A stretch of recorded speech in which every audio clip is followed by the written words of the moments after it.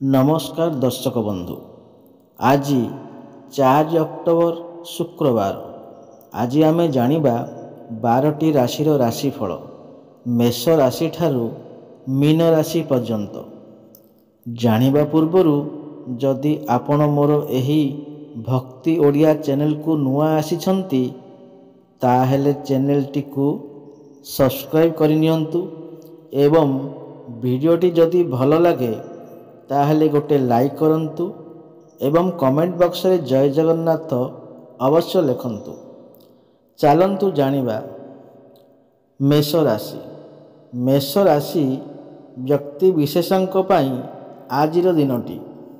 आज धनादीप सप्तमस्त जोगु अर्थ सम्मान सह कर्म क्षेत्र रे सम्मानर अधिकारी हेबे। निज लोकंक प्रतिरोध काम को विशृंखलित करिपारे। आनुष्ठानिक काम सभा समिति संगठन राजनीति क्षेत्र रे उन्नत मानर सुफल पाइबे। मंगलंक दुर्बलता सामयिक जोगु स्वास्थ्य भल रही न पारे। चलंतु जानिबा परवर्ती राशिटी। परवर्ती राशिटी होची वृष राशि। वृष राशि व्यक्ति विशेषंक पई आजिर दिनटी। बुध 4टी ग्रह संजोग रहिथिबारु गुरुत्वपूर्ण निष्पत्ति नेबा पूर्वरु परिवार सह आलोचना करि परिले भल। बंधु वर्गंक सकाशे जेते कले मध्य अभियोग पाइबे। बंधुंक सम्मुखरे दुख लुचाइबार अपचेष्टा करी धरा पड़ी जाई पारंती। व्यावसायिक समस्या बुद्धि पाई पारे। चलंतु जानिबा परवर्ती राशिटी। परवर्ती राशि होउछि मिथुन राशि। मिथुन राशि व्यक्ति विशेषंक पई आजिर दिनटी। षष्ठाधिप मंगल राशि रे अवस्थान करिथिबारु जेसा को तेसा नीति रे काम करिबाको मनस्थ करि पारंती। व्यवसाय रे उन्नति करिवे किंतु ऋण प्रतिशोधर मार्ग उन्नत हेबो नाही। प्रशासनिक स्तर रे स्थिति अनुकूल होई पारे। कौनसी दूरागत बंधुंक सहायता रे मूल्यवान द्रव्य पाई पारंती। चलंतु जानिबा परवर्ती राशिटी। परवर्ती राशिटी होची कर्कट राशि। कर्कट राशि व्यक्ति विशेषंक पई आजिर दिनटी। चंद्र और शुक्रंक स्थितिरु आनुष्ठानिक काम बंधु संपर्क कला साहित्य और रचनात्मक कार्य रे अग्रगति घटिबो।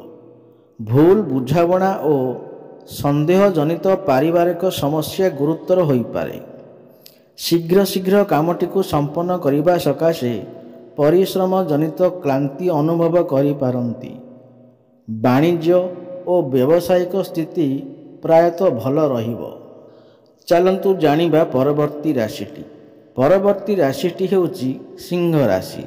सिंह राशि व्यक्ति विशेषंक पई आजिर दिनटी।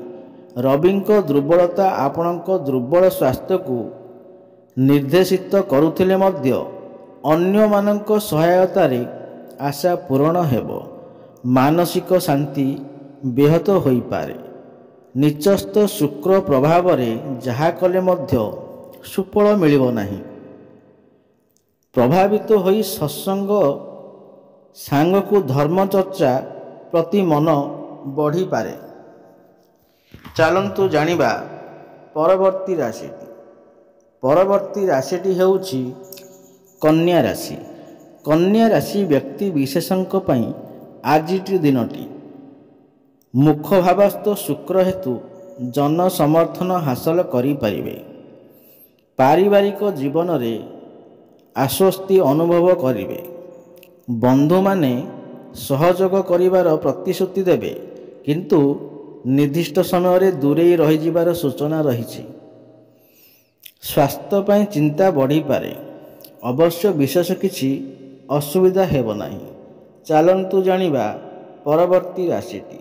परवर्ती राशिटी हेउछि तुला राशि। तुला राशि व्यक्ति विशेषंक पई आजिर दिनटी। आजिर अनुकूल ग्रह स्थिति आपण को आर्थिक अभिवृद्धि सामाजिक सम्मान सह कार्य सिद्धर सूचना प्रदान करे।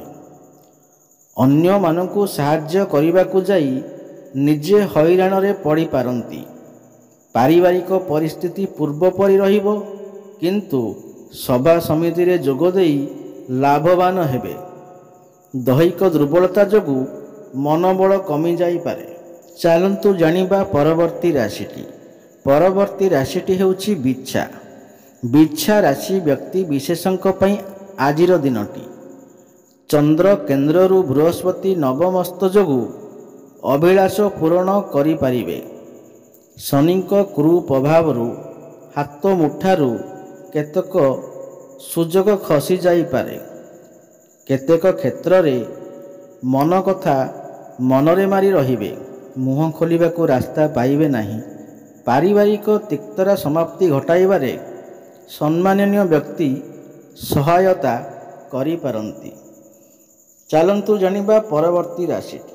ପରବର୍ତ୍ତୀ ରାଶିଟି ହେଉଛି ଧନୁ ରାଶି। ଧନୁ ରାଶି ବ୍ୟକ୍ତି ବିଶେଷଙ୍କ ପାଇଁ ଆଜିର ଦିନଟି। ଶନି ସହ ଚନ୍ଦ୍ରଙ୍କ ଷଡ଼ାଷ୍ଟକ ସ୍ଥିତିରୁ ପ୍ରତ୍ୟେକ କାର୍ଯ୍ୟ ବିଳମ୍ବରେ ହେବ। ଉତ୍ତରାଷାଢ଼ ନକ୍ଷତ୍ର ସ୍ଥଗିତ କାର୍ଯ୍ୟକୁ ତ୍ୱରାନ୍ୱିତ କରିବେ ଏବଂ ଅର୍ଥ ସଂଗ୍ରହରେ ତତ୍ପର ହୋଇ ସଫଳତା ପାଇବେ। ପାରିବାରିକ ଜଞ୍ଜାଳ ବଢ଼ିପାରେ।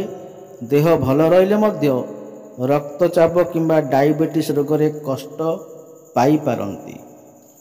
ଚାଲନ୍ତୁ ଜାଣିବା ପରବର୍ତ୍ତୀ ରାଶିଟି। ପରବର୍ତ୍ତୀ ରାଶିଟି ହେଉଛି ମକର। ମକର ରାଶି ବ୍ୟକ୍ତି ବିଶେଷଙ୍କ ପାଇଁ ଭାଗ୍ୟସ୍ଥ ରାଜଯୋଗ। ସମସ୍ତ ଗ୍ରହ ଆପଣଙ୍କ ସବୁ ଆଶା ଓ ଅଭିଳାଷକୁ ପୂରଣ କରିବେ, କିନ୍ତୁ ଧନିଷ୍ଠା ନକ୍ଷତ୍ର ଭାରସାମ୍ୟ ଅଭାବରୁ ଆଜି ସେତେ ସୁବିଧାରେ ଚଳିବା ପାଇଁ ଚେଷ୍ଟା କଲେ ମଧ୍ୟ ସାମାନ୍ୟ ଅସୁବିଧା ଅନୁଭବ ହୋଇପାରିବ। ମନୋରଞ୍ଜନ ସକାଶେ ମନ ବଳାଇବେ, କିନ୍ତୁ ଆର୍ଥିକ ଦୁରବସ୍ଥା ତାହା କରାଇ ଦେବ ନାହିଁ। ଚାଲନ୍ତୁ ଜାଣିବା ପରବର୍ତ୍ତୀ ରାଶିଟି। ପରବର୍ତ୍ତୀ ରାଶିଟି ହେଉଛି କୁମ୍ଭ ରାଶି। କୁମ୍ଭ ରାଶି ବ୍ୟକ୍ତି ବିଶେଷଙ୍କ ପାଇଁ ଆଜିର ଦିନଟି। ଶନିଙ୍କ ଶୁଭ ଦୃଷ୍ଟିରୁ ସ୍ୱାସ୍ଥ୍ୟ ଭଲ ରହିବ।